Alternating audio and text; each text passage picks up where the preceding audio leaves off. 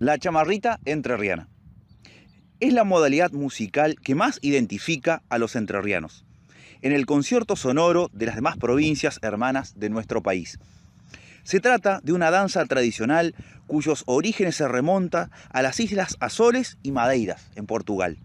Es decir, proviene de otra cultura, traída por los colonos que llegaron a la región de Río Grande do Sul, en Brasil, en el siglo XVIII, donde se la conoce con el nombre de chamarrita o chimarrita riograndense. De allí pasó a la República Oriental del Uruguay, donde se la denomina cimarrita, y finalmente a Entre Ríos, donde retomó su nombre original de chamarrita, con el agregado de entrerriana, para diferenciarla de las anteriores, sufriendo un lógico proceso de transformación y adaptación a la modalidad costumbrista regional. ¿Cómo llegó a Entre Ríos? ¿Cuándo? ¿En qué tiempo? Preguntas que todos nos hacemos y tratamos de obtener alguna respuesta cierta. Es muy difícil precisar el momento y la forma de su llegada. Sin embargo, siguiendo los canales de investigación, vemos que nuestra provincia se encuentra dentro del área de difusión, donde las fronteras culturales son inexistentes, con la región de Río Grande do Sul, Brasil, y la República Oriental del Uruguay. ¿Cómo llegó a Entre Ríos? ¿Cuándo? ¿En qué tiempo? Preguntas que todos nos hacemos y tratamos de obtener alguna respuesta cierta. Es muy difícil precisar el momento y la forma de su llegada. Sin embargo, siguiendo los canales de investigación, vemos que nuestra provincia se encuentra dentro del área de difusión, donde las fronteras culturales son inexistentes, con la región de Río Grande do Sul, Brasil, y la República Oriental del Uruguay, países con los cuales desde siempre hemos estado relacionados y hemos configurado un solo ámbito antropogeográfico.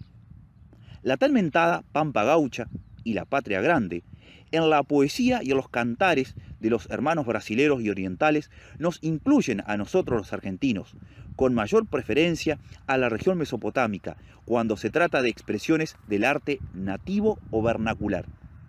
La chamarrita figuró en el repertorio de los músicos populares entre 1850 y 1920.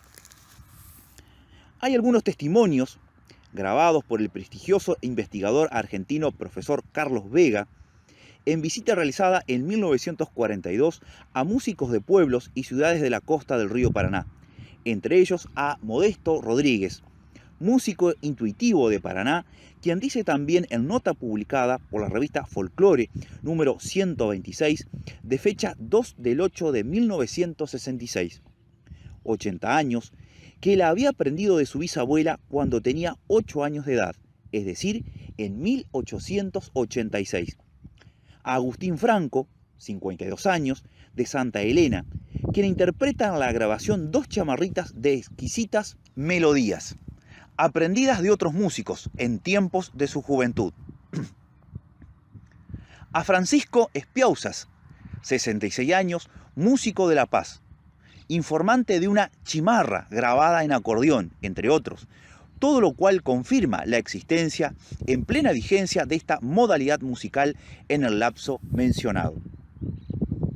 Pero no son los únicos testimonios. Poseo en mi archivo personal y biblioteca otros que se ofrecen para un estudio más preciso y profundo. Luego es como se pierde popularidad, eclipsada y desplazada por nuevas especies musicales que surgen por generación espontánea provenientes de la capital federal. Tangos, milongas, vals criollos, rancheras, etc. De Corrientes, el chamamé, por supuesto. Y de las comunidades de inmigrantes colonizadores que llegaron a Entre Ríos desde 1870 en adelante. Vale decir, la música de las colonias. Polcas, yotis, mazurcas, vals, habaneras, pasos dobles. Llenando de notas musicales los paisajes colinados, pueblos y ciudades de nuestra provincia. Hasta que el propio maestro Linares Cardoso se dedica a realizar investigaciones de campo para tratar de exhumar, rescatar y ordenar lo que considera habían sido los aires y cantares de nuestra música de antaño, entre ellos la chamarrita.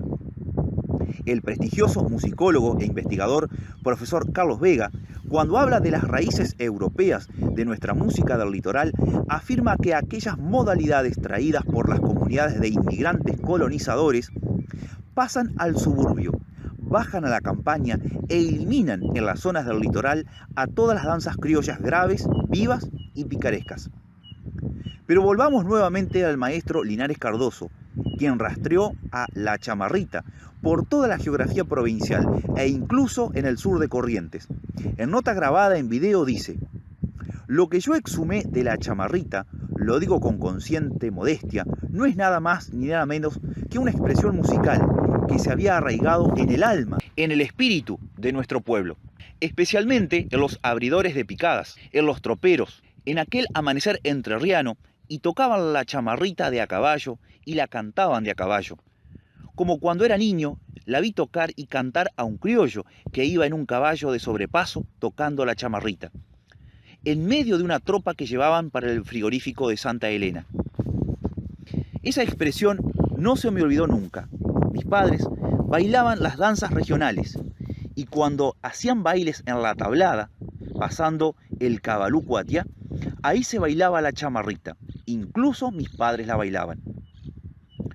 De manera que era la chamarrita entrerriana, diferente a la que se había arraigado en el sur de Brasil. Porque cuando un tema tiene una coloración regional y traduce el espíritu de un pueblo, ya el proceso de folclorización está dado. En su título, Júbilos de Esperanza, dice: "He recogido antecedentes lo suficientemente fundado como para sostener que la chamarrita o chamarra, como la llaman los troperos, es entrerriana. Mi infancia fue arrullada por los compases de la chamarrita entrerriana, revivida por los músicos de las tropas y los cantores del río Feliciano. Investigaciones de campo, confrontaciones que afirman esta notable especie musical que nos revela una nota fundamental y nos asegura la vigencia de una danza y canción entrerriana, a la que nuestro pueblo le estampó su marca emotiva". Panorama de la música en Entre Ríos, tradicional, folclórica, de las colonias, popular. Roque Tito Casals.